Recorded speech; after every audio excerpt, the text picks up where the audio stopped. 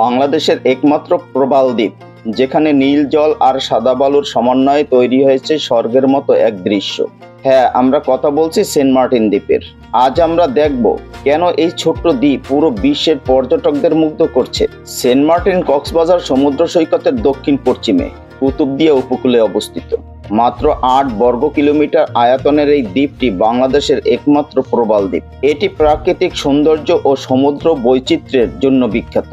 এখানে এলেই মনে হবে যেন আপনি অন্য কোনো স্বপ্নময় জগতে প্রবেশ করেছেন। সেন্ট মার্টিনের সৈকতগুলো যেন পছন্দের সব ছবি একসাথে ভাসিয়ে দেয়।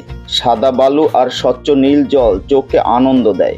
এখানে ডাইভিং বা স্নোরকেলিং করলে দেখতে পাবেন রঙিন মাছ, প্রবাল প্রাচীর ও সমুদ্রের নানা বৈচিত্র্য। পর্যটকরা সাঁতার কেটে, সানবাথিং করে বা শুধু সমুদ্রের ধ্বনি শুনে সময় কাটাতে পারেন। দ্বীপের ছোট গ্রামগুলোতে স্থানীয় মানুষদের জীবনযাত্রা পর্যটকদের জন্য আকর্ষণীয়। এখানকার মাছ ধরার জীবন, সাদাসিধে গ্রামীণ জীবন এবং স্থানীয় খাদ্যবর্ণনা পর্যটকদের কাছে এক নতুন অভিজ্ঞতা দেয়। দ্বীপের ছোট হোটেল ও রিসোর্টগুলোও পর্যটকদের জন্য সেবার সুবিধা নিশ্চিত করে। কক্সবাজার থেকে সেন্ট মার্টিন পৌঁছতে লঞ্চ বা স্পিড বোট ব্যবহার করা যায়। তাছাড়া সেন্ট মার্টিন থেকে টেকনাফ হয়ে জাহাজে করেও দ্বীপে পৌঁছা যায়। দ্বীপে ছোট হোটেল ও রিসোর্ট রয়েছে।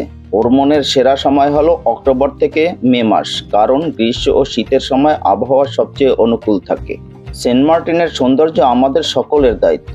দ্বীপকে পরিচ্ছন্ন রাখতে এবং প্রকৃতির সঙ্গে সমন্বয় রেখে পর্যটন উপভোগ করা অপরিহার্য।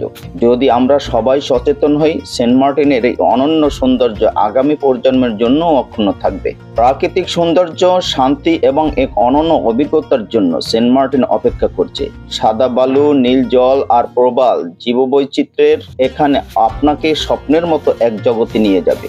প্রিয় দর্শক, ভিডিওটি ভালো লাগলে অবশ্যই লাইক দিন, কমেন্ট করে আপনার মতামত জানান আর শেয়ার করুন বন্ধুদের সাথে। আর নতুন নতুন ভিডিও পেতে হলে এখনই সাবস্ক্রাইব করুন আমাদের ইউটিউব চ্যানেল আলোর দীক্ষা এবং উহার পাশে থাকা বেল আইকনটি অন করুন। ফলো করুন আমাদের ফেসবুক পেজ। আপনার একটি লাইক, কমেন্ট ও শেয়ারই আমাদের অনুপ্রেরণা। আলোর দীক্ষার সঙ্গে থাকুন। ধন্যবাদ।